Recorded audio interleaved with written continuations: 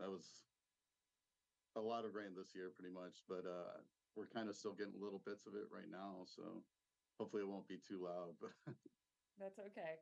Well, I'm glad that, Texas fared better than we were expecting with the storm, but All right, yeah, so Maddie, what's up, Bert? How you doing? what up? Cool, cool. I'm off in the cut. So real fast, I just want to let you know, we are doing a private live stream for the Parajunkies for this. It'll obviously be public, eventually, but I just want to let you know that we are live streaming, for Parajunkies. We'll see probably about anywhere from 20 to 50 people. Oh, And nice. then I have already started going live. I went live about 45 seconds ago. And I'm about to post it on Patreon, so I just want to let y'all know. okie dokie. Awesome. Super cool. Yeah. I was worried about this storm because the sharks were going insane in the Gulf. I don't know Oh, if you heard wow. about that. Um, No. yeah, over in Panama City Beach, on the panhandle of Florida, the sharks were like biting people like at an abnormal rate. Oh, no. Yeah, and I'm like, that feels like an omen Yeah. of Well, something. even here, it's been blustery, windy. Yeah. I went out to Sunrise today, and the waves are. Tybee does not have waves. We don't get waves, but Oh, they were kicking. Mhm. We were getting wow. some serious waves. We've had that rip current Yeah, the alert. rip current. Yeah, no swimming. Yeah. So Wow. the Mother Nature ocean's up crazy to right something. now. Mhm. Yeah, that's exactly it.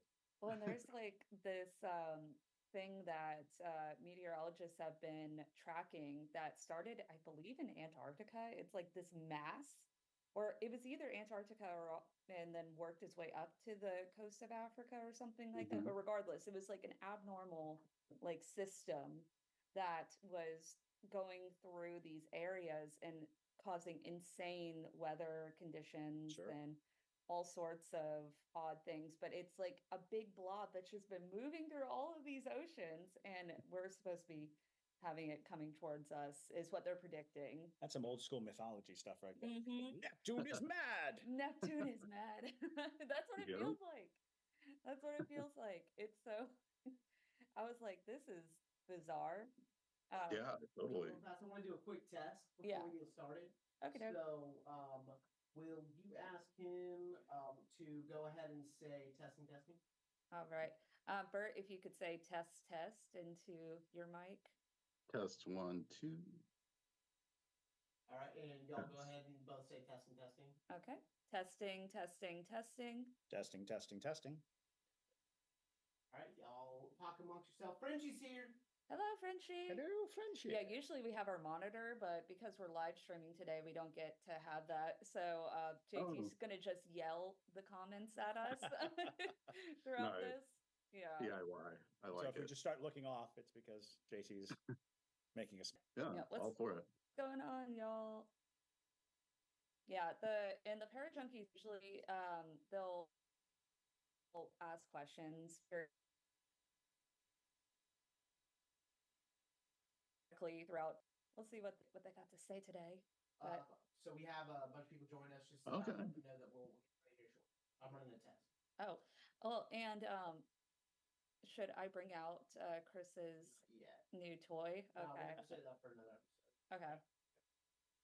I did I Oh, see that you picked up another Spirit Chat box, the version 3? I was hoping that you were going to say that. Yeah, well, I've been seriously thinking of getting the version 3 because I love the scroll on the sides of it. Yeah. It just looks like, oh, that's very nice because the version 4 is very no frills, zero frills. Yeah, it's just to the point. To the point, but it Yeah. has considerably more words. Hmm. Yeah, that's why I got that one. My buddy that I just investigated with, Grim Jim, he had version three too. So we used them both at the same time. Nice, And nice. I noticed you can see that screen a lot better, version three, Yeah, and you can kind of read it. You don't have to get so close. I feel like version 4 has taken a lot of like battery saving options So like it closes down faster to go into a sleep mode. It's, and I'm guessing that was in an attempt to make the battery last longer. Yeah. It's the only thing I can think. It's a smaller type, not as much pixels being used, things like that. Yeah, and like I noticed, like it takes a while for it to charge, even so. Yeah, You know, yeah. I think version 3 was you could just put batteries in it, so that's kind of cool. Yes. That is really Like you cool. kind of, yeah, it's like it's nice to have it rechargeable, of course, but then that quickness of Yes. like if Of your being able to batteries just die, replace it. yeah. Yeah, I was trying to figure out if using a like a battery pack with it would alter it at all, because I can't tell if it works while it's charging. Mhm. I haven't tried Yeah. it yet. Oh no. Oh, Yeah, I I'm mean, excited for you. I haven't tried the charging it. We've actually done several of we had such very peculiar responses. It actually spelled that.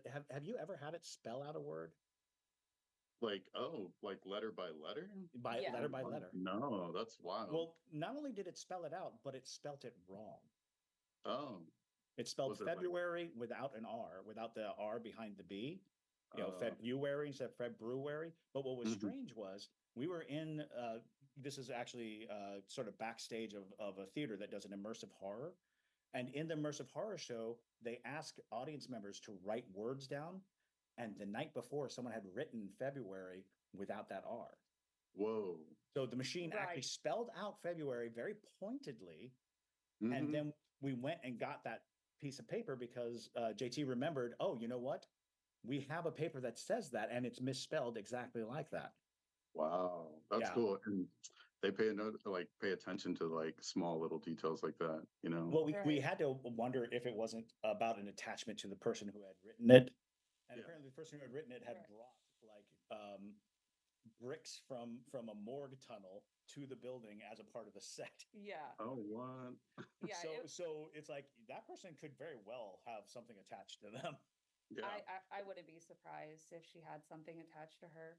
It's Mhm. But I really like it. I like the no frills about it. I like how it's just kind of a we've had fun with it. yeah, we've had fun. It actually hijacked one of our podcasts because I turned it on in like near the beginning of it and it just started going off and it hijacked our entire Yeah, we were What? well, we entire were episode. supposed to be talking about paranormal occurrences in national forests and things like that. And we had set it out and we're like, oh, we'll just let it go, during the episode. And all the Parajunkies are like, you can talk about Gettysburg at any point. We The national parks are always going to be there. exactly. That ghost wants to tell you something. Yeah, that's wild. And like when they want to tell you something, it could be they're in their own world, you know. So it's It'd like be very they're gonna try to persistent, make a right? point. Exactly. Yeah, especially these ghosts in this building where I swear every time we do any sort of investigation, we get a new one. And Ooh. which is, I mean, makes sense for the Yeah. area we're in. Because this was battlefields at one point. This was the building itself was a train depot.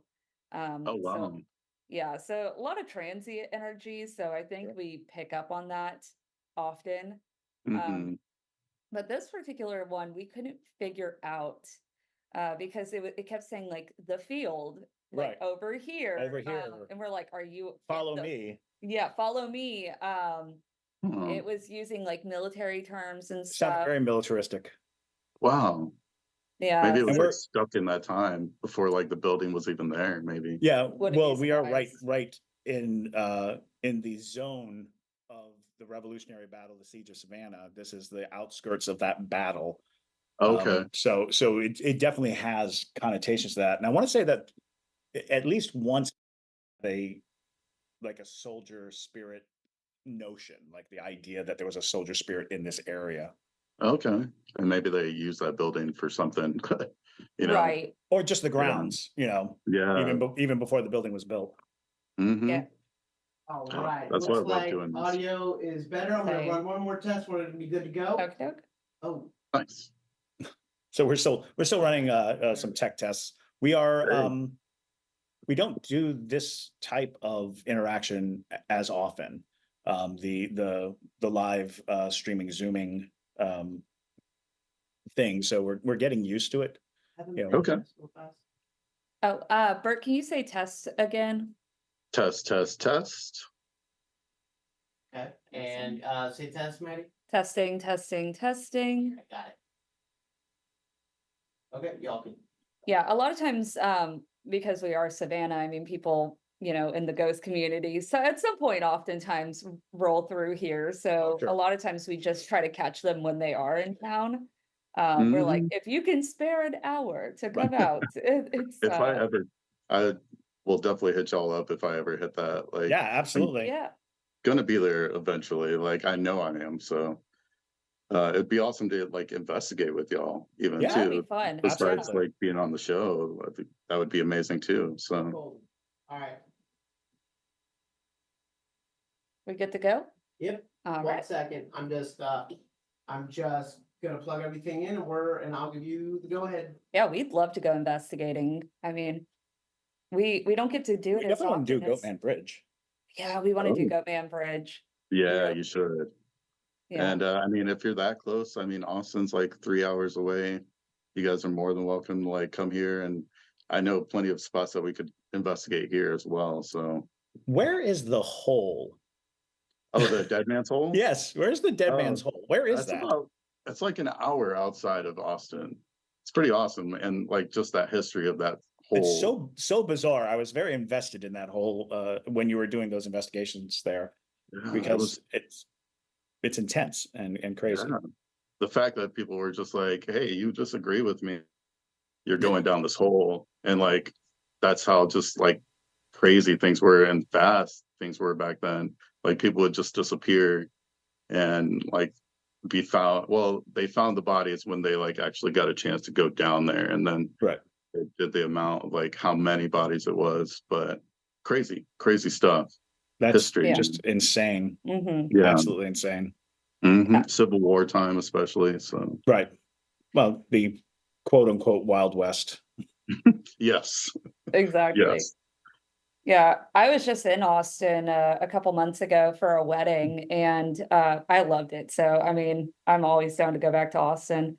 It's yeah, the craziest thing was when we got there and we stumbled across the serial killer that's supposedly loose in Austin. That was Oh, yeah.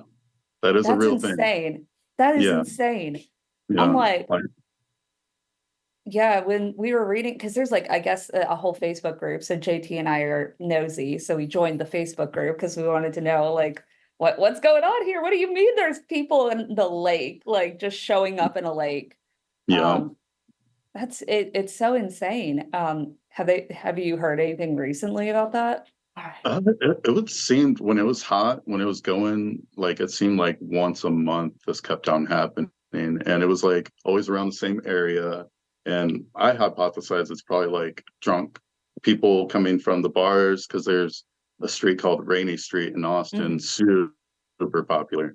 But then like that area is just a walk away. Like if you're just like, oh, I'm gonna drunk walk home, and then somebody finds you and you're inebriated, like it seemed like once a month this kept on. Oh, I could hear myself. Yeah. Sorry, JT just played that out loud. Yeah, it's just wild. Like I can't believe that's is. still ongoing. There's really no leads at all. It's Which pretty that's scary. the craziest thing about it, is that they don't know who's doing it.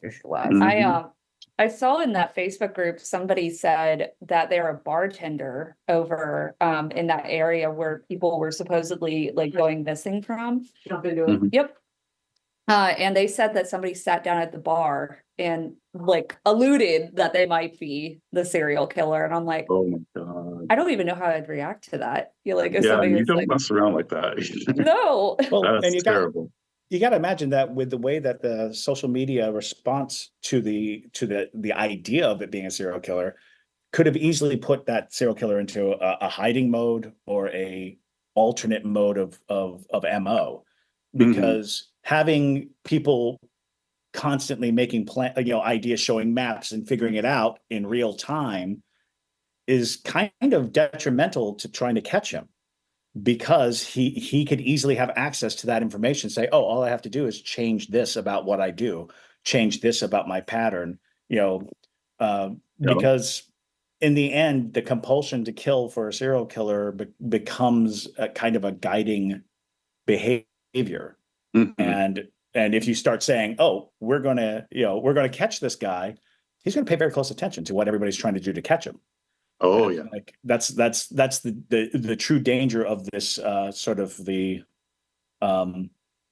citizen news reporter is that they're outpacing the news, and therefore the criminal could learn the lesson. Could be like, oh, Yeah. I need to avoid these pit traps. I need to even move town. It's time to leave Austin because they figured me out. Yeah. True. And who knows? Who knows? Yeah. And it's all like the media. You got to be careful. Let's hit it. You ready? Yep. Okay. Let's do it. Also, Chris, No you're probably worries. going to have to be the one to read these comments. yeah, I JT see just that. brought us our comment section on the live stream, but Oh, I have nice. terrible eyesight. Yeah. So it's very Same. small. Same. Yeah. So I'll let you handle that one, Chris, but Sure. we're going to go ahead and jump into it. So I'll kick it out and then I'll throw it to you so you can introduce yourself more thoroughly. And then we'll just do a nice little chat, a little conversation. So Oh, yeah. Oh, yeah. Ready. Here we go. So All right. I am rolling on audio. I am rolling on video. And we are good to go. Maddie, take it away. hello and welcome back to another episode of the most haunted city on earth. My name is Madison Timmons. I'm Chris Susie. And JT, what's your name for today? He doesn't have a Uh-huh. microphone today. What's your name today? Stress. Stress. Stress. JT is stressed. Pure stress. That is his JT always picks a name for these episodes and it's never JT. It's always like It's rarely JT. yeah, it's like Occasionally Pookie. it's JT. Yeah, or lounge boy, Yeah. if you will. You're doing great, JT. Doing great. Bert said that you're doing great, JT. Thank you. And that voice that you just heard, that is Bert with Ghost Notes Paranormal. Thank you for joining us today. What Awesome. up? Thank you for having me. I'm such a fan of what y'all do. So keep doing what you're doing. Oh, we appreciate it. Yeah, this has been a long time coming, y'all, because ever since we started our TikTok, I want to say, Bert, you were like one of the first people with like a following that actually followed us, and we Yeah. were honored. We were I like, think you were the Mhm. first person to ever stitch us. yeah, So it was like, Oh, oh, look, really? someone's paying attention. I remember doing that stitch too. I was in Yeah, it was- Taos, New Mexico. It was the mirror when we were talking Yeah. Oh my about God. mirrors, right? the one that broke the internet. Everybody lost their minds Everyone over lost their that minds. story. Seriously. I noticed. Yeah, That's the danger of presenting anything on the internet, is how quickly people set up camp and set up their little war councils as to whether or not they support or want to take you down. Oh, and, yeah. and so it's just a fascinating thing, because it's like we are very steadfast on the idea that we want to support absolutely everybody who has these experiences, and we can't waste time on like debunking or questioning or second guessing, because everybody's experience is so personal and so so to them. So whatever they're sharing is oftentimes filtered through their experience, or the fact that they're taking the chance at all to Mhm. share it's a huge thing, because we're raised to not share.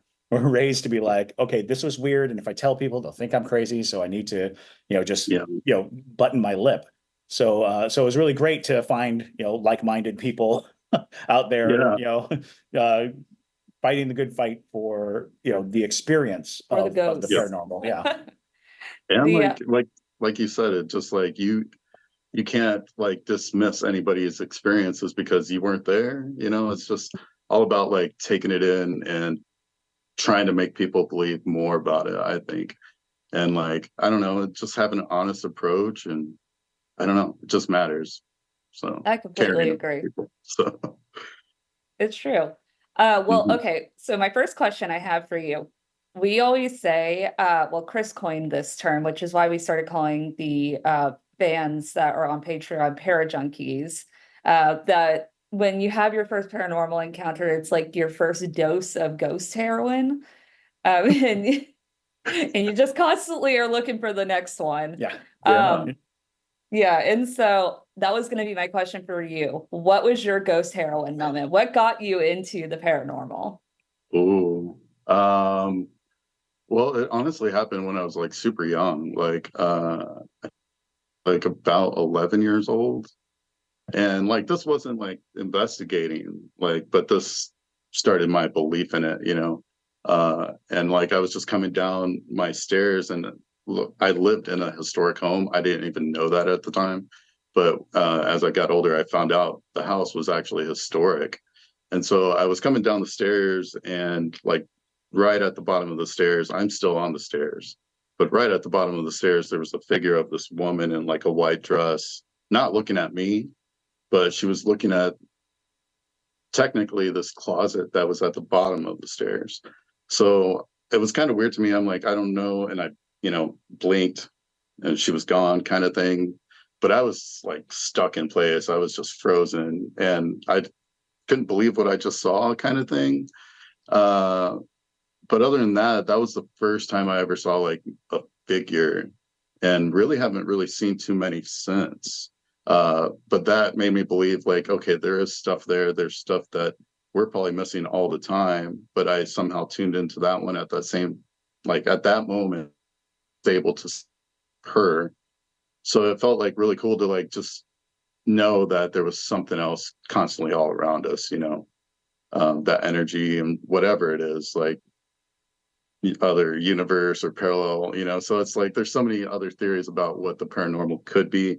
And that's kind of what's like me to get more into it. Like when I got older and started like dabbling around with it, like history alone um became such a big thing. And then like once that became a big thing, it connected the paranormal in such a way to me that it was just like, this is amazing. Like actually history is nuts. Like there's so much crazy history out there. And I guess I hated it because my high school teachers were just terrible and very boring. And so I never got into it. But then finding that person that like actually makes it interesting, and you start learning more about it, and then connecting it to these like historic hauntings all over the like US and all over the world, eventually I started looking into. And it just seemed like they go hand in hand. And that just like intrigued the hell out of me. And so I started getting all the gadgets, started watching all like Ghost Adventures and all that, and just finding more and more like reasons to put myself out there and like find out more about it myself. Because like, of course you can see something and like judge it from a distance and not know much about it. But when you start dabbling in something and start learning more about it, it's like you can find out if it's true or false, like I don't see why other people wouldn't want to get into this. So I completely agree. It's like my experience was a little bit different. I didn't get the option out of not being interested in the paranormal. Well, I mean, I guess I could have. I could have just ignored it, but yeah. because I see spirits so often, I was like, well, I guess I'm going to just learn everything about it that I can learn. Which I mean, I don't think anybody will ever fully know everything about paranormal. I don't think that's even humanly possible. Right. But at least it's like, well, I could do this all my life and I can, just gather all this information. So I completely understand. And I'm a history nerd too. So that's always really fun to kind of, yeah, it's fun because it's like you get to link these things together, but also going to these supposedly haunted locations that are historical as well.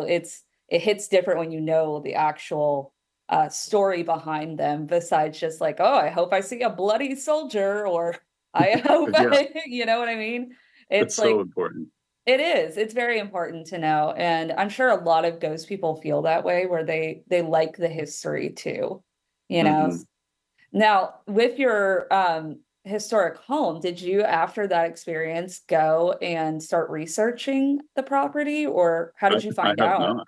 Yeah, the Oh, really? building's still there. I have not like looked into like what it was, but that was in Michigan. So it's like I started dabbling after I came to Texas. But now that you mention it, I'm like, why haven't I done that? That sounds really awesome, actually.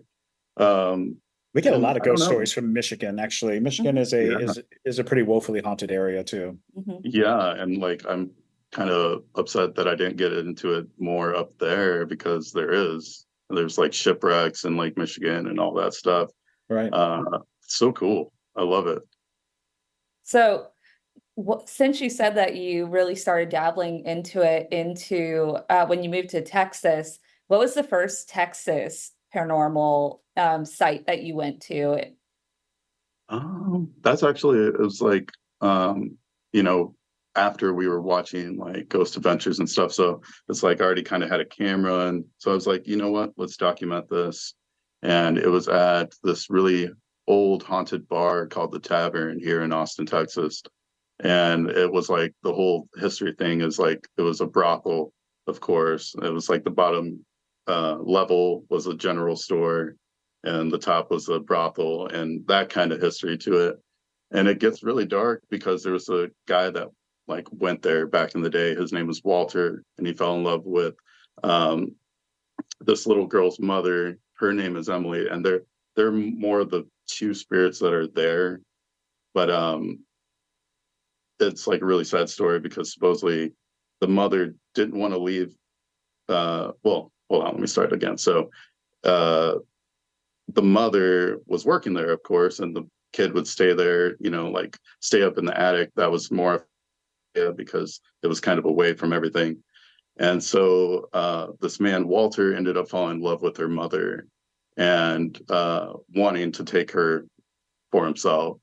And she was like, I got to bring my kid with me. If not, you can't have me. And of course, he didn't want that. He wanted her all to himself. So the whole story goes that he murdered the child Ugh. and put her in the walls. And they actually found little shoes in the walls of the store or of this. Now it's a bar, but those shoes are actually encased in like a viewing case, so you can actually see them in the bar, and they're Emily's shoes. Um, so I believe he killed the mother as well, of course, because he killed the daughter. But their three spirits are supposedly still there. Emily is the little girl. She's a very vocal, and like you can hear that little child's voice once you start like investigating.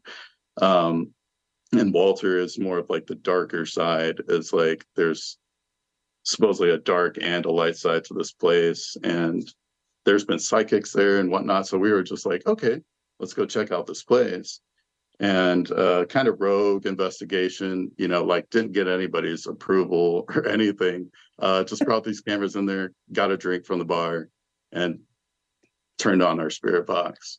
And we actually started getting the responses through it. It's all on YouTube still. And let's see. It's kind of like I'm kind of figuring that Walter maybe had like an attachment or maybe something dark that made him want to do that. And I feel like Walter's spirit is there, and then whatever was attached to Walter is still there. So you get like an angry man, like kind of older voice coming through the spirit box sometimes, and then you get like this angry, like growly kind of voice.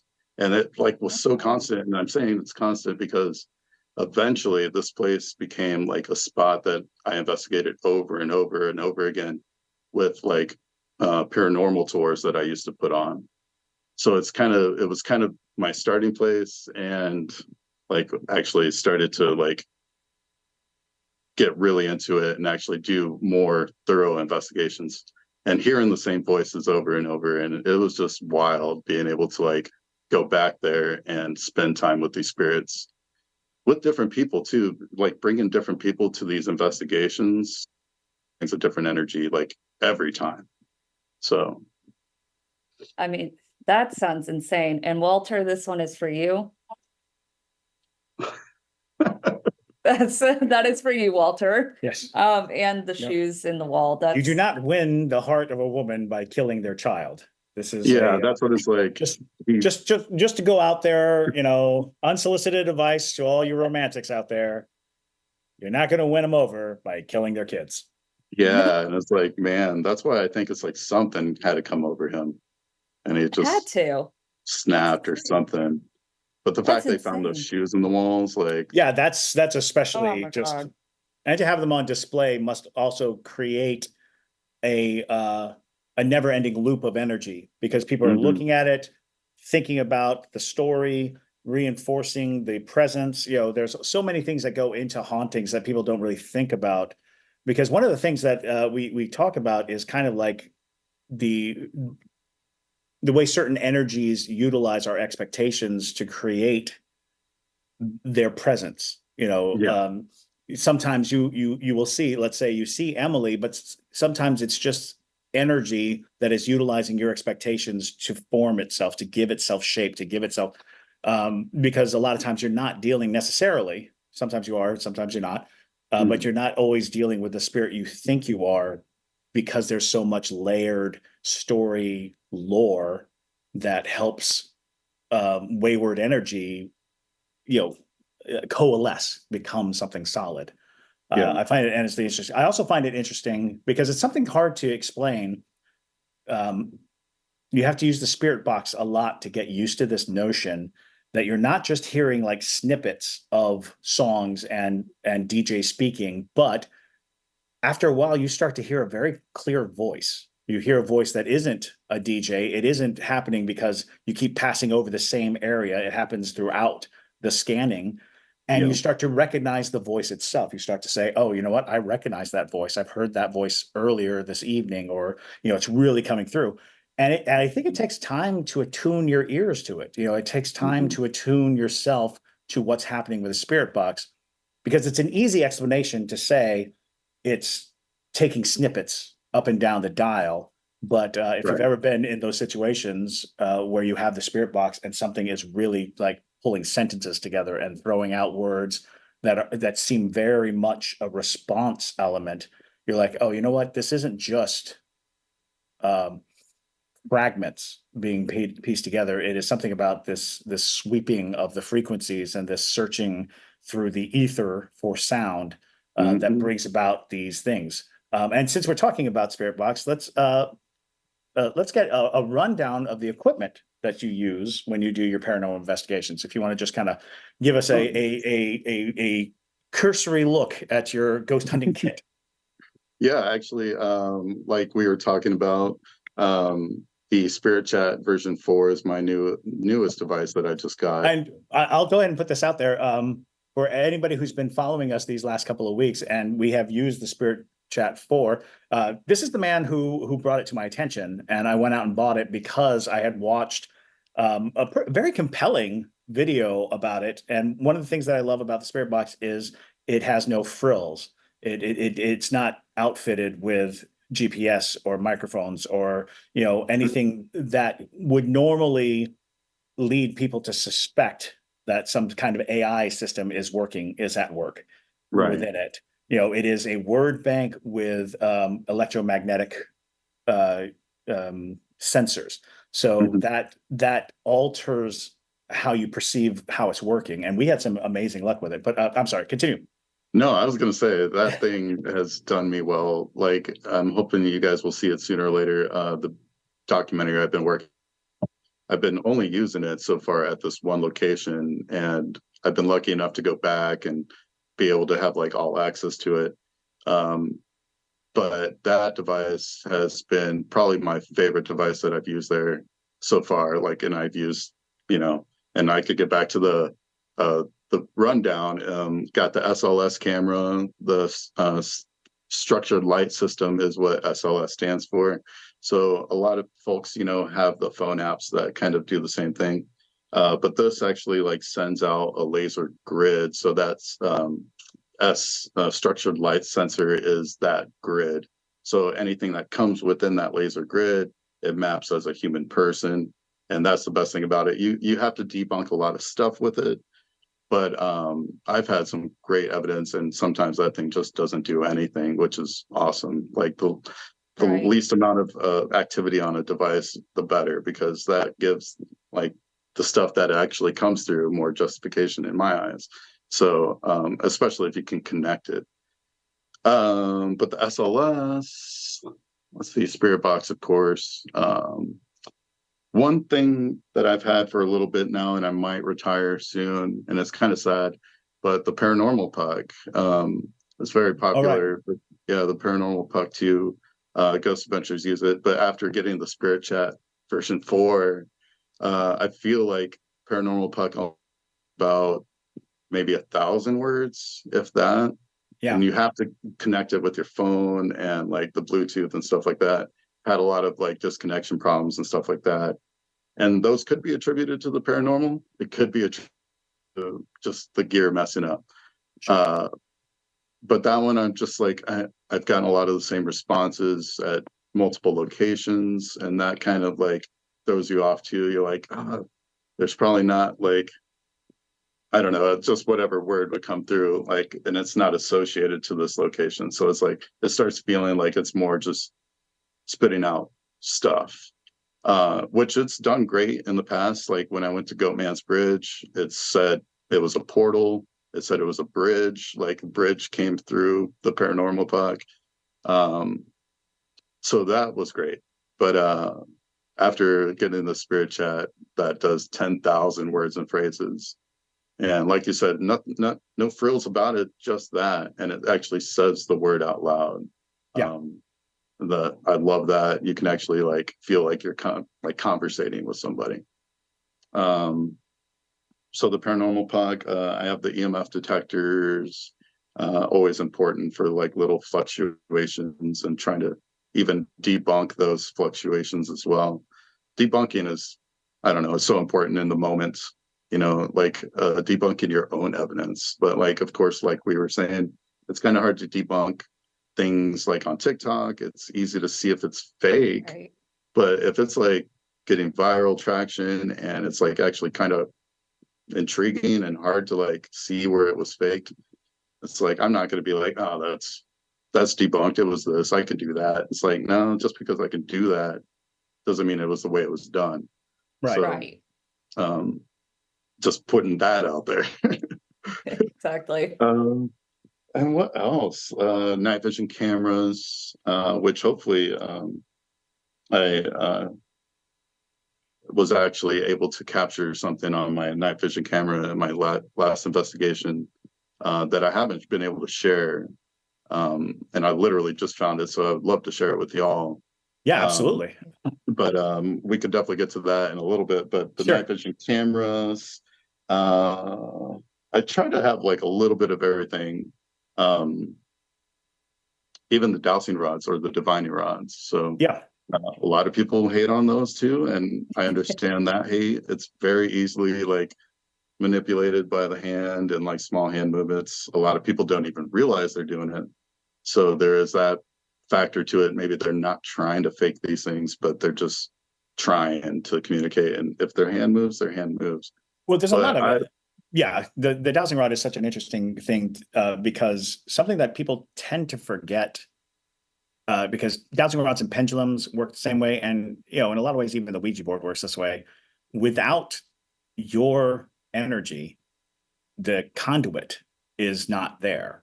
People forget that, there is a component of you moving these things. There is a component, but it is also about answers that are coming through you. And so, the discussion on the table is, because I once saw someone try to debunk it by putting dowsing rods in a clamp and asking questions.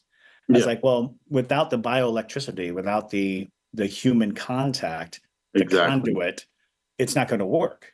And that's the truth of water divining. If you're walking around and the water divining rod, when you're looking for water, it doesn't work if it's a machine. The machine doesn't have the same sensitivity. And it's like, well, that tells you something. That tells you that we're actually dealing with something that we innately know but can't access. Something buried inside our own ability to communicate, which is the same with the spirit box and with these devices. is we're trying to train ourselves to be open and receptive. And these Mhm. tools are supposed to put our minds in the receptive pattern. Exactly. And so I think that, yeah, when people want to go down the road of, oh, that doesn't work, oh, that doesn't work, it's like, well, keep in mind that there are elements at play that we don't understand. But it's safe to Yeah. assume that in all of these cases, because for instance, we do the Estes method a lot. Nice. And Madison is incredibly gifted at it. Oh, More, nice. more so Thanks, than Chris. just about anyone else. But it has to do with the person. Because like I've been in ghost hunts where you hand a camera around and everybody takes a picture, but only one person's getting like weird things in there. And I Yeah. was like, so it's not the equipment. It's a combination of people and equipment. Yeah. And if you're not willing to take that step, when you're too reliant on the equipment, or you're too bent on how these things work, it's like, well, there is this unknown element, this huge unknown element, and it's our participation becomes the missing ingredient in a lot of this equipment working. So when you hear Yeah. people complaining about, oh well, I've never heard anything on the spirit box, or I've never seen anything with that body or using that thing, it's like it might be you. Yeah. and Oh, yeah. and it's not a question of whether you want it or whether you're, it's sometimes it's some internalized deep mechanism within us that can bring about this kind of communication or block it. I've known Yeah. plenty of people who are just blockers, who'll just show up to a place and the place goes cold. Yeah. And you gotta, like, I assume, and I feel like it's been confirmed, but it's like they feel your vibes coming in there. They know your Mhm. intentions, stuff like that. So it's like people are like, yeah, they never interact with me. It's like, yeah, because they might know that you don't even believe in them. So it's like, why Mhm. would they want to like try to prove their existence to somebody that's like got that wall up and it's like, nah, you're not. But And but otherwise, if you meet the right spirit, they might want to mess with that kind of person. But that's a very particular spirit. And that's yeah, why it's like, yeah, you haven't found that spirit because you're not putting yourself in that position. But uh, uh, when I was doing those paranormal tours at that haunted bar, we were dealing with every kind of person, like scientists, Mhm. um, uh, why can't I think of it? But just like people that are skeptic. right. And it was so cool to like actually end the night and ask them like, so what do you think now? And most of them were like, yeah, I still I haven't really changed my mind, but I know more about this now. It's like it opened their mind that much more. Happy about that. So but back to the dowsing rods, Yeah, I don't know, it's just that feeling when you like you're holding them and they're moving on their own. Like if I tried to cross them, like to make them do it and stay that way, I can't even do that. I'm like me trying. But when you like feel them move on their own and then they stop and they're like perfectly crossed, and maybe they're not perfect, but they're like you can feel them start and stop. So it's like right. that feeling when you're holding them and when it happens is like you can't even explain that to somebody until they actually like feel it for themselves. But um also the copper involved. So back to the bioenergy that we're emitting, that has to work with it. They can manipulate copper being an element. So otherwise they'd be made out of plastic or something by now. Like people Right. would be buying plastic little dowsing rods, but no, they're copper for a reason. So That's actually a really good point. I've never heard someone make that point that they do make them copper for a Yeah, reason. So absolutely. that's mhm, fascinating. But mhm, I feel you on the regard though of having guests who come on to investigations or your tour or whatever, who they want you to prove them wrong. But it's like I would tell people the exact same thing. I'm like, ghosts aren't on the payroll, my guy. Like I, no, I as much as I wish they were, if you're coming in here, like a lot of times, I was taking people into historic homes and I'm like, these spirits, this was their home.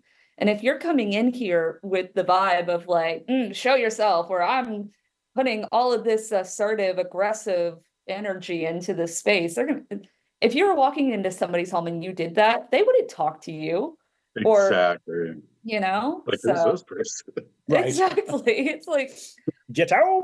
get out. I let the ghosts be the sassy ones. Like they're the ones that have that reason because I'm coming in their area. So it's like if they want to get sassy with me, by all means, at least they're communicating with me, So that's how I Exactly. consider it. But like those people that are just blocked off to it, it's like, oh, you poor thing.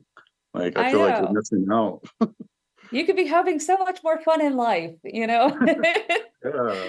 But Oh. now I am curious to ask you about the Goatman Bridge and your experience there, because Mhm. we definitely want to go there eventually. Oh, yeah. So, what was, I know you said you got the words bridge and portal and stuff. What I guess I should ask is, what were your expectations going into the investigation, and how did it end up? Ooh. That's interesting because there is a lot of lore there, so much lore, and a lot of it doesn't have that historical backup like a lot of like historical haunted places do.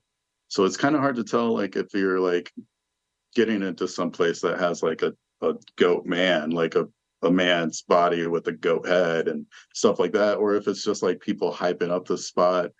Um, so that was kind of my like way of approaching it. It's like, okay, I want to find out, and from the spirits themselves, not me assuming, like whatever comes through to try to find out like what is real about this spot and try names that are popular there, because there's like I think 3 names there that come through quite often, and this is very good for y'all to know. So it's like Steve comes through, Oscar has come through, and Oscar is the man that was killed there.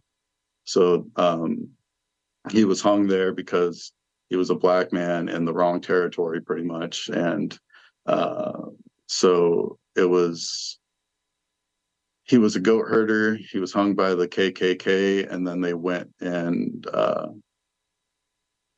murdered his family after that. They burned their house down and everything. Yeah, they were very spiteful. They like supposedly they hung him and then they went and looked for his body to confirm that he was dead and he was gone. And so they freaked out, and that's what led them to go to the house to try to find him. And then they just killed his family. Um, Very terrible, but it's like that story alone, there's no record of an Oscar Washburn. But, and there's always that but, Right. that could have not been his real name. That could have been just the name that was given to him from society, just him trying to be in society, being a black man. So it's crazy, that part of the history part, but then knowing how many people go there constantly. This is one of like the most like uh just popular haunted spots I think I've been to. Like one thing that you guys will find out when you go, it's just a lot of people visiting. Kids even come out there all the time, families all the time. It's a really nice little trail out there. So a lot of people just come out there, and but there's also the people like us that are very interested, or the people that might have heard man there and they want to bring their Ouija board and not know anything that they're doing, and then opening doorways to actual goat type entities.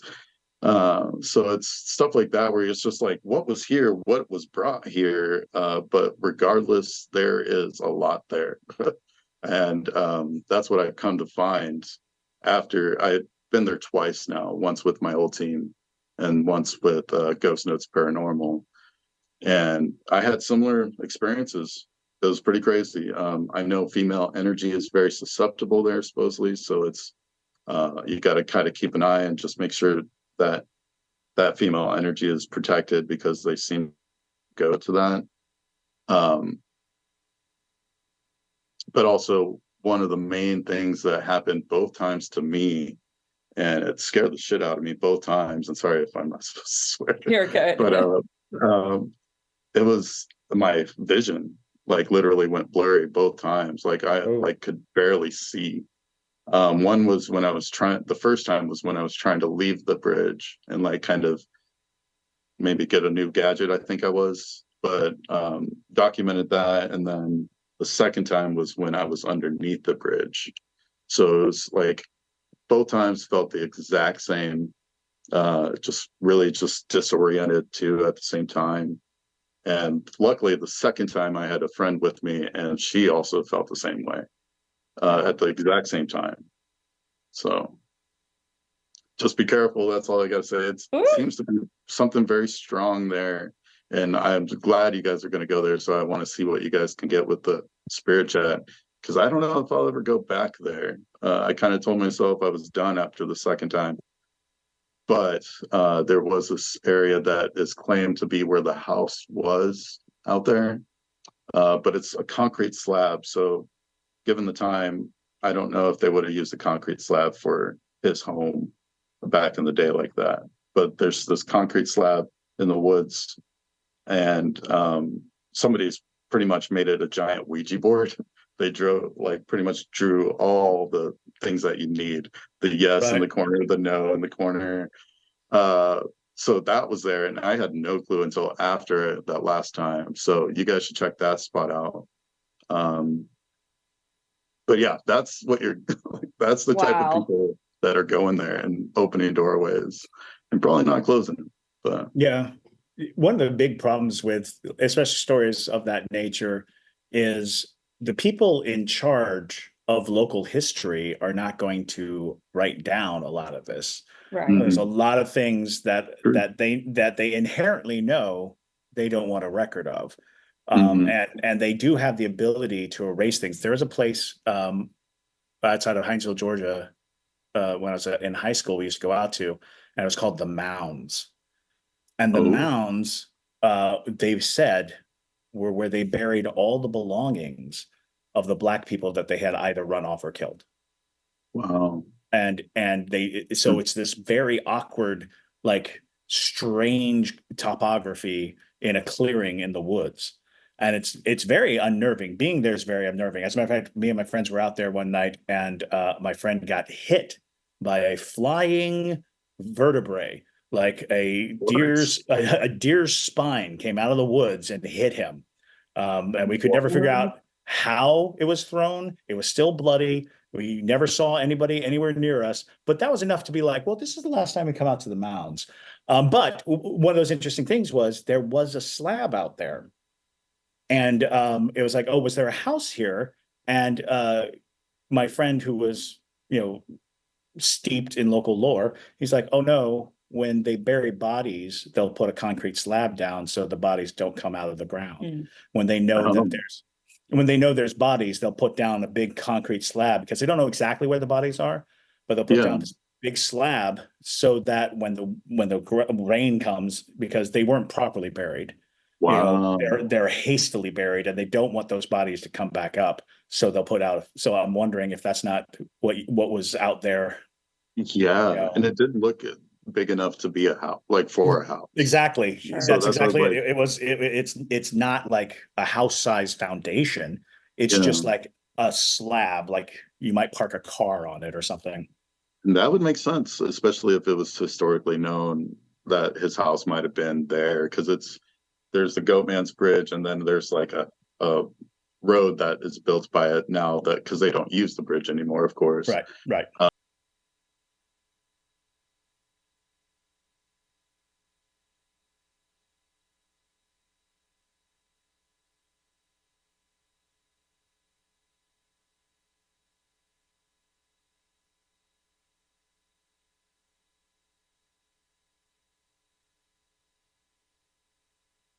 It'll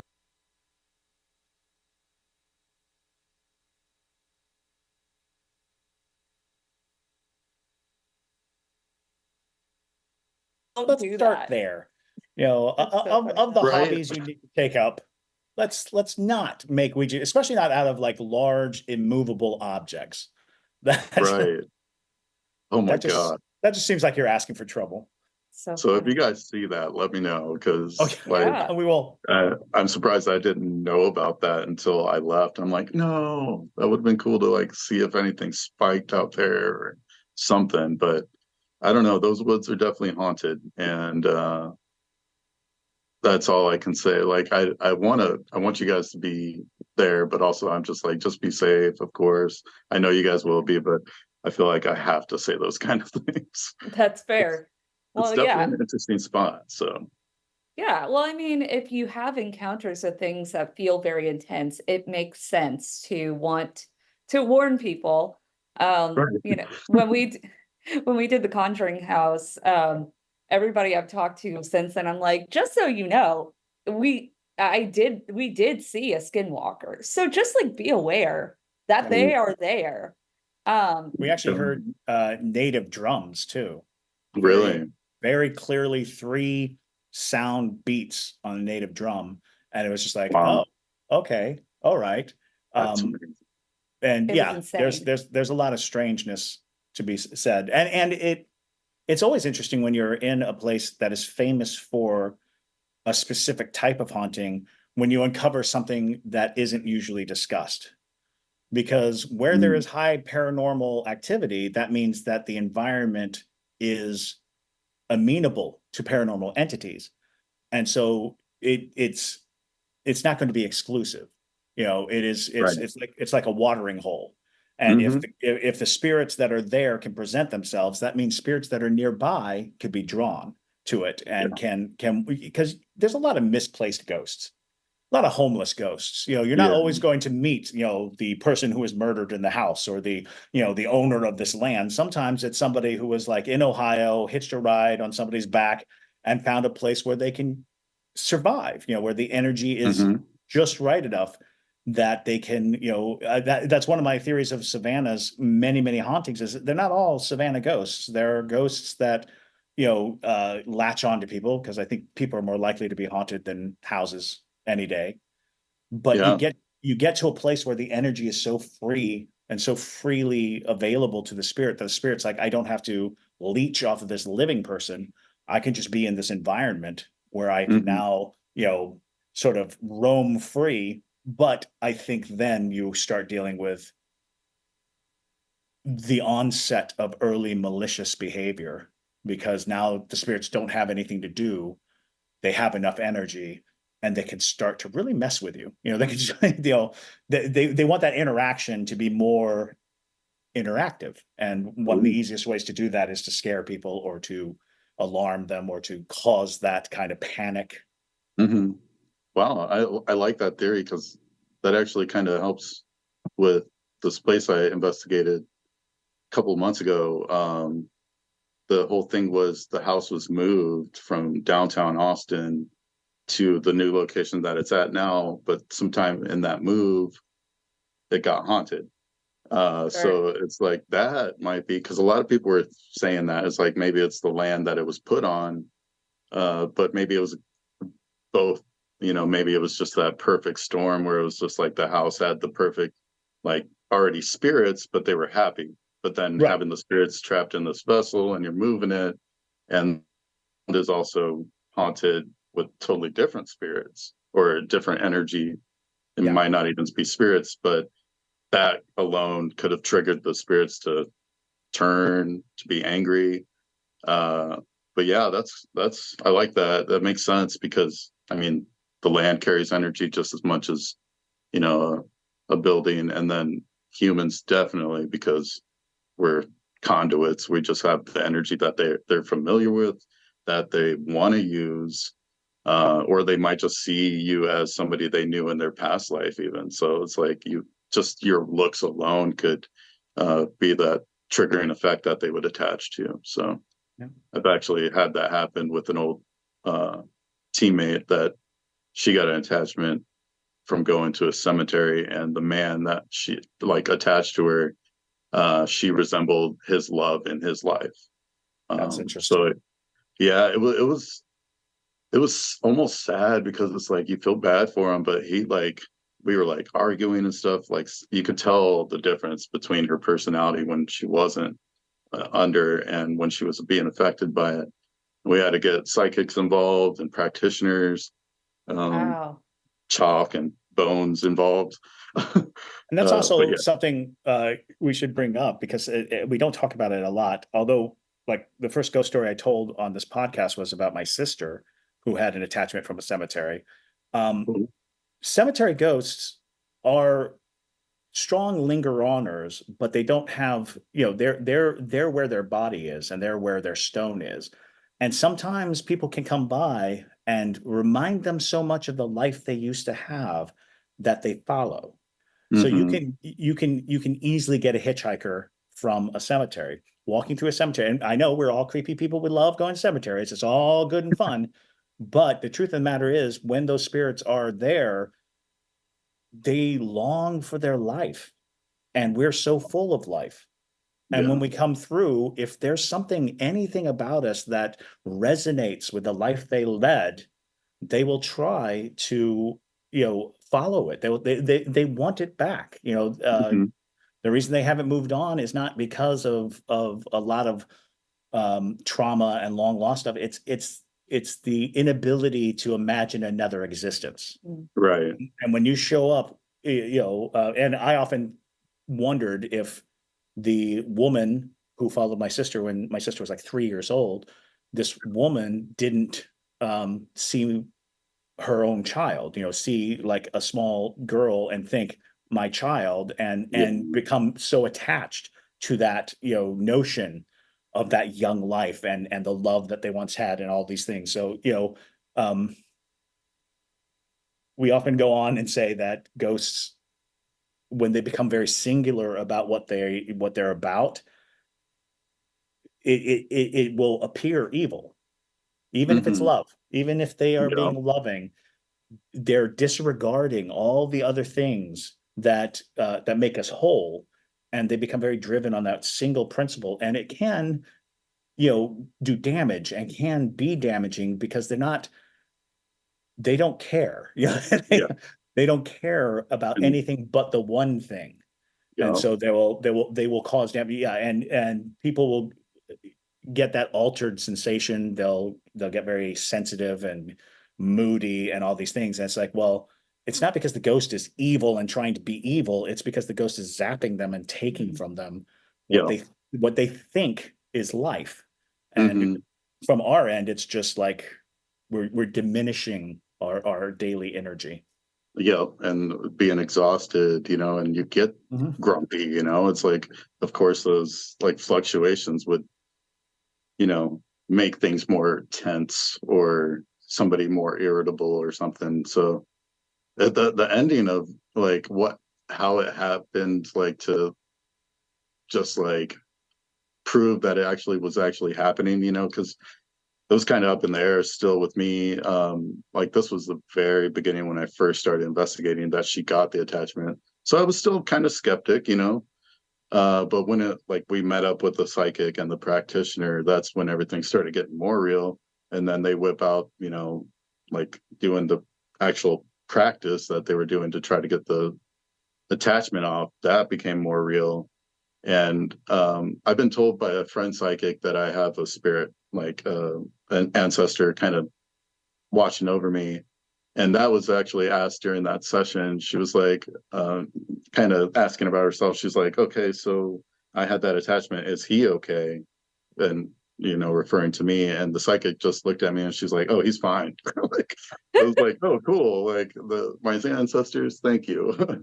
um, so, but it was like, the psychic found out that he or she was his love and he attached to her because of that, and he was, like you were saying, probably on that idea. Um and it was really beautiful. Actually, she went into, I don't know what it would be called, the ether or whatever, and found her he found she found that old man's wife's spirit in the afterlife. And she made a deal with the attachment spirit and was like, if you unattach from her and you move on, I'll connect you with this your love of your life, but you have to go pretty much to like a spirit school and learn how to be better and learn how to like be yourself again, almost pretty much. Like you were saying, he was probably yearning for that life feeling, to be alive again. And so when she made that deal with him, he actually accepted that, and she Wow. connected them in the past life, and he went off to learn more about how to be a more positive energy. And that was awesome. And you could just feel the whole energy in the room just lift. And it just like everybody was like giggling, and it just felt so much better. And I remember leaving there, and we're just like so happy that it just felt like normal, you know.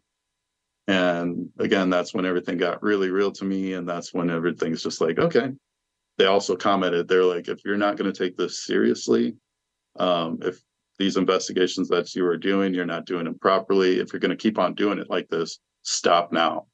No, no, like option. They were just like, stop. And I was just like, I want to do this so bad. Like, Yeah.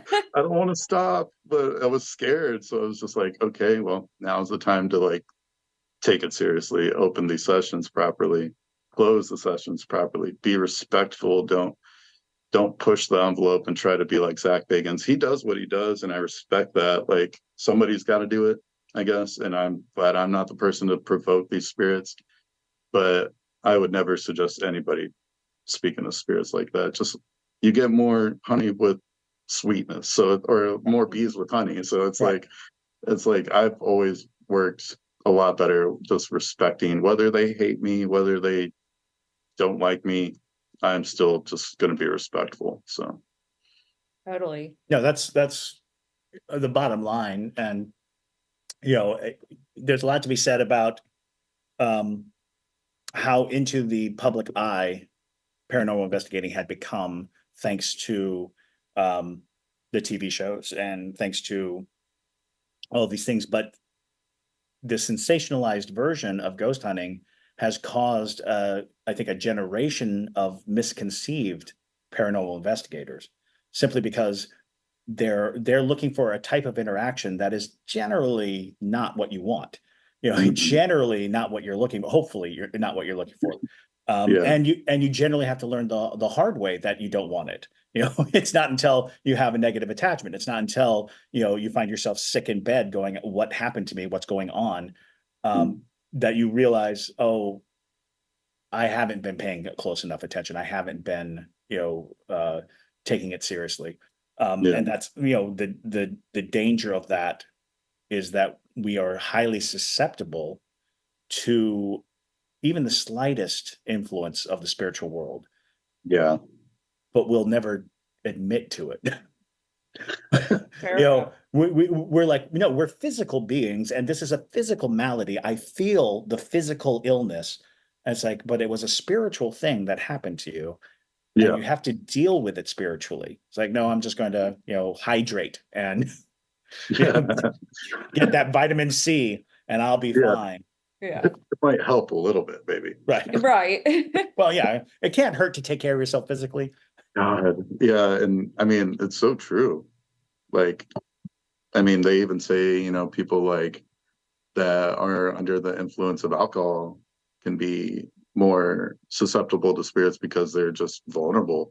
Like you're just your guards down, you're drunk. And I've seen that on TikTok too. And a lot of people were hating on that. I don't even remember what the creator's name was, but he constantly seemed like he was drunk. But then anytime he was drunk, he was capturing these like there's like the knife flying out of the knife holder and stuff like that. Yes. That one was super popular or like went viral. But that guy, I was just like, this one's hard because I understand it could be strings, it could be that, but it's like there is a side of the spiritual world where if it is a bad entity, they get attached to something like that. And I don't know, it just seemed pretty. So I hope he's doing right. Right. I haven't We seen anything. we Um, hope you're doing okay. yeah. But before we get too far along, I did want to touch upon, because you mentioned that you're working on this documentary. Can you tell us a little bit about this process? Because you were basically given access to a building that is slated for destruction, right? Yes.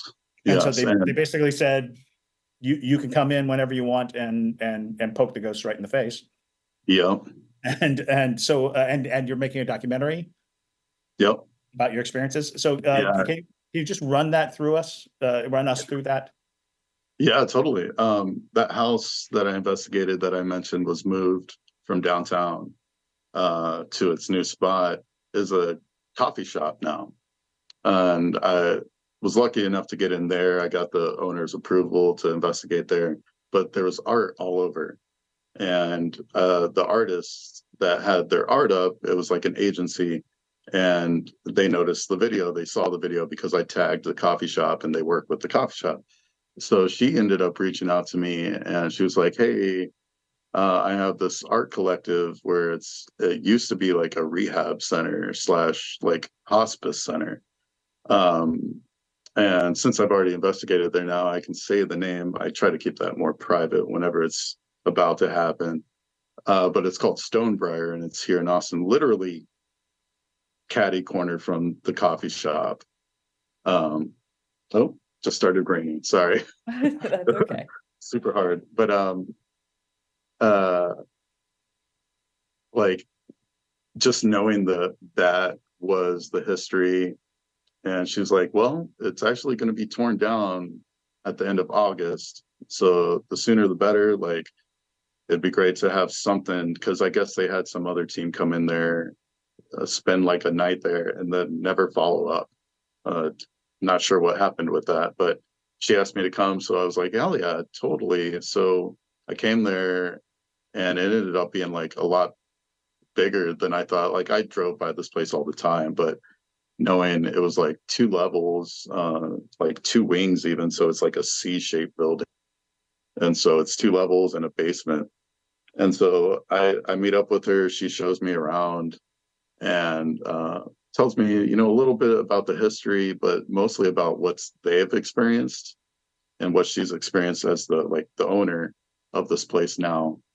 And it was just crazy. Like, she believes, obviously, and so she reached out to me, but it seemed like a lot of the artists there believe as well and had experiences of their own. And I'm so glad they reached out to me because it's just like that, the honor of just being able to have a situation like that to like kind of like make your own and just like try to do justice to this location, and anybody stayed there as like a patient and do justice to the artist as well. It's like that's a big project, and I wasn't even sure if I could do it, but I was like, yeah, let's do it. I'm down. But I ended up, reaching out to some friend investigators to come and help me. Had my buddy Grim Jim come from Las Vegas, and he's worked plenty within the media, so he knew how to like conduct interviews and stuff like that. So I'm like, yeah, dude, this is great.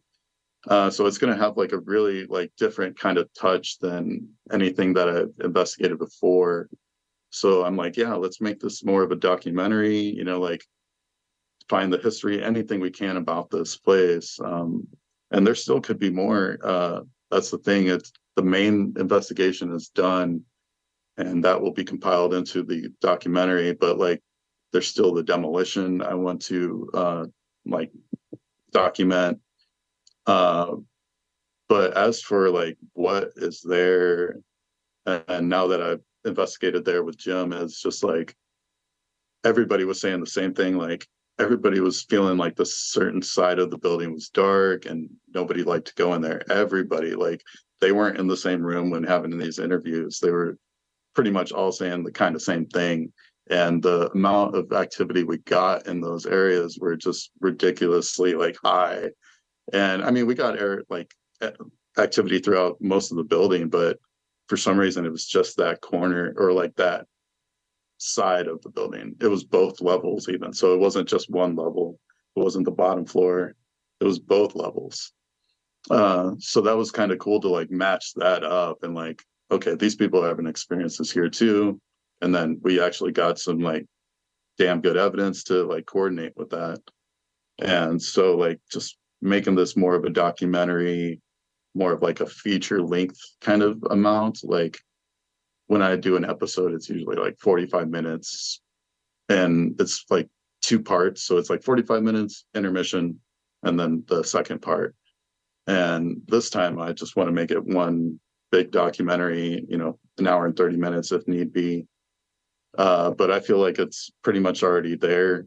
I just need to wait for the demolition now. But it's crazy how how it just naturally came from that last investigation.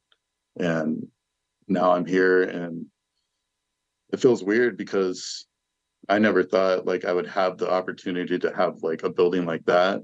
And I've always had like wanted to investigate a building like that on my bucket list. And then just to have like a building like that to myself, I'm like, oh my God, this is a dream. So since I am talking about it, I don't know if you guys have the photo I sent y'all. Yes, Um, I do. okay. But this was in that wing that I was talking about, he's feeling. This was on the lower level. And this room, we just kind of were like, okay, let's do a session here. It feels weird. That door, super creepy. But as you can see in the left corner, you can see all our gadgets on the floor. We were about to do a session. Right. And as I'm okay, so I'll jump from that. I'm going to do some time jumping here. Yeah, go ahead. Right ahead. Cinematic effect. So like that was happening. But when I get back home, Jim's back in Las Vegas, and I do a live feed, and I'm like moving files from the cameras to my computer. So I'm just like, talking to people, and I'm like moving the files, and then I find a photo on the night vision camera that I had. And I didn't take any photos with the camera. It has the option to take still photos, but I don't remember taking one. Maybe it was on accident when I was switching through the options, to film or take photos. And that was the only photo on the camera. And the truth is, when we were doing that session down there, we both felt like somebody was in that doorway to the right. And when I looked at that photo on that live feed, my jaw dropped. Like I've never captured a shadow figure.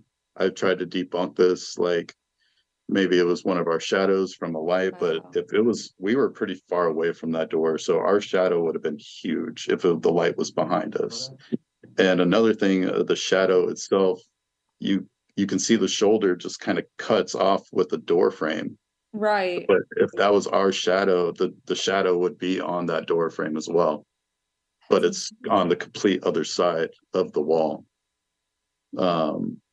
So that was just mind blowing. I was just like on my live feed, just being like, y'all, you have to see this. And nobody else has seen it. Literally, you guys are like one of the few people that have seen this. It'll be in the documentary. And that's fantastic. please feel free to, if you want to use it in like an edit or whatever for this. Yeah, for those people who are just listening to us, it's a photograph of what kind of looks like a rec room of sorts.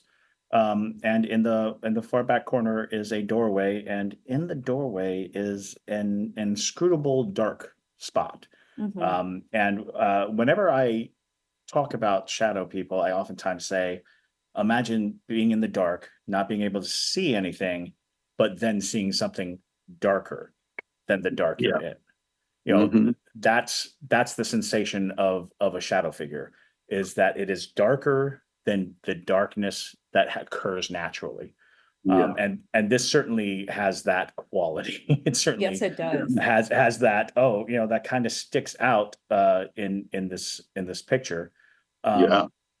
Very intriguing, very you can interesting. see the grain, like like all one photo, not edited or anything. The timestamp is completely wrong, but that's about it. That's fair.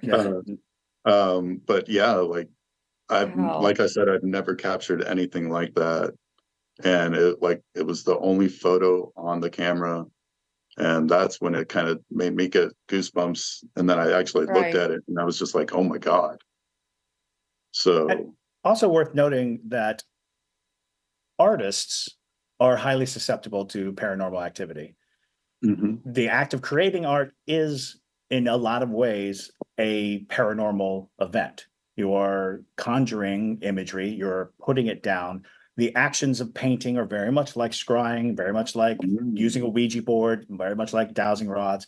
You are following these patterns of spiritual energy to create something physical. And in a lot of places where an artist is, there is an enhancement of paranormal activity.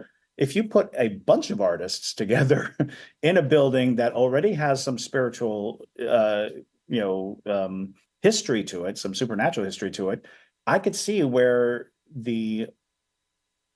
that creative energy that artists exhibit, use, and feed upon would become readily available to the spirits around. So it's very interesting. It is. It's fascinating.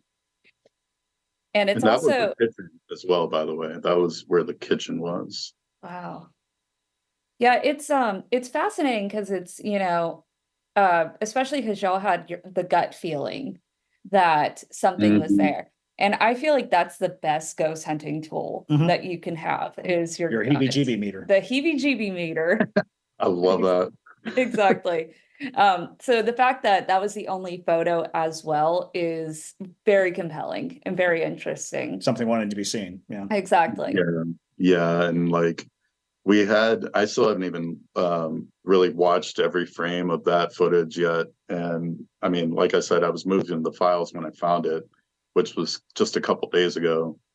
And there is kind of like a shadow, like towards like the frame on the right, but you can see the shadow is actually not a shadow. It's just the light coming from, I had another camera. It's that bright light that's to the right. Sure. And that's what's casting that shadow. It's not one of us. So there's kind of like an arched shadow kind of going towards the door, but that's not one of us. I've already tried to like make sure. Right. But that was there's so many little things like you have to debunk and put yourself back in that time that it could have happened. So it's like I can't wait to watch the footage because we had a laser grid on that doorway the entire time, and I still haven't see if there's any movement on that laser grid. So 100%. That's awesome. Well, and we like, can't.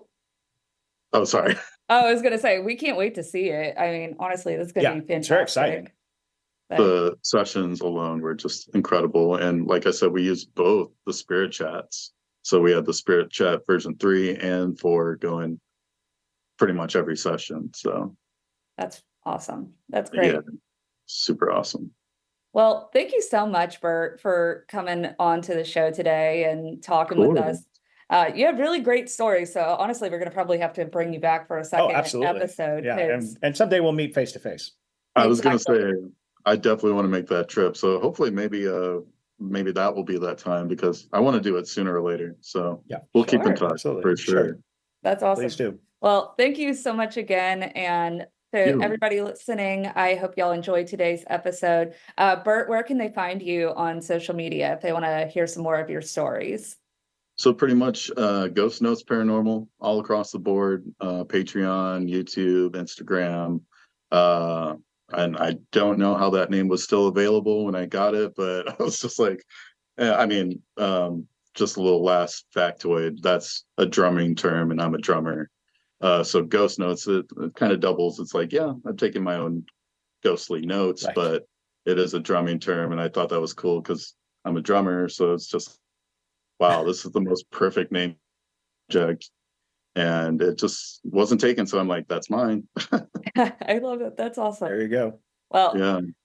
All righty. Well, y'all, thank you so much for listening to today's episode. My name is Madison Timmons. I'm Chris Susie. And stay spooky, y'all.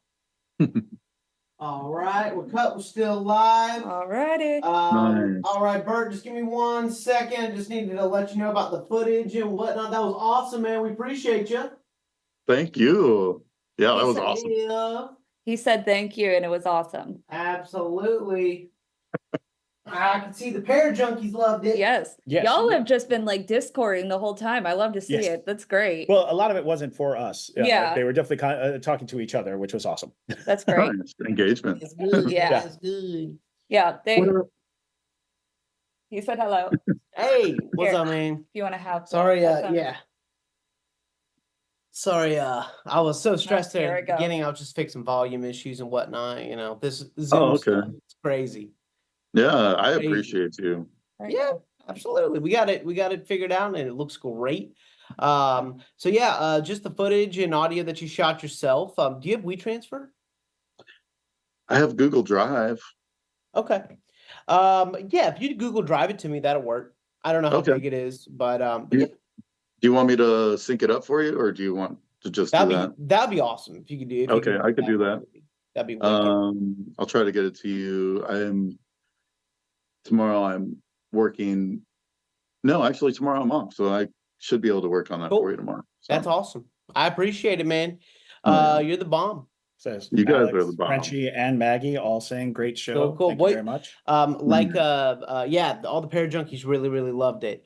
Oh, yeah. Seriously, yeah, great stories, all that. And for the, I think we could bring you back soon if you're about it, because that was a really when we have guests, I always look for guests where the conversation is natural between Madison and Chris and the guests, and it was like it just flowed.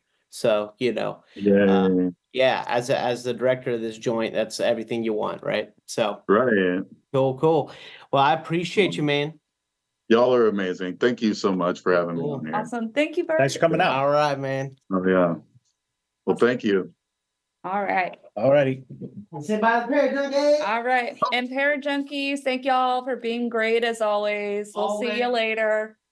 Chabelo. Ciao bello. Chabelo.